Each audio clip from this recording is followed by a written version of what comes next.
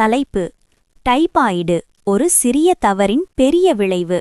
இது ஸ்வஸ்தபுரம் என்ற ஒரு சிறிய ஊர். அங்கு மக்கள் மகிழ்ச்சியாக வாழ்ந்து வந்தார்கள்.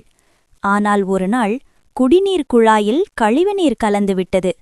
யாருக்கும் தெரியாமல் டைபாய்டு கிருமிகள் நீரில் சேர்ந்தன. அதே நேரத்தில் சுத்தமில்லாமல் தயாரான உணவு, கைகளை கழுவாமல் சாப்பிடும் பழக்கம், மோசமான சுற்றுப்புற சுகாதாரம், இவை அனைத்தும் கிருமிகள் பரம காரணமானது. சிலர் உடம்பு நலமாக இருந்தாலும் டைபாய்டு கிருமிகளை மற்றவர்களுக்கு பரப்பினார்கள். வேறு ஊர்களிலிருந்து வந்த பயணிகளாலும் இந்த நோய் மெதுவாக பரவியது.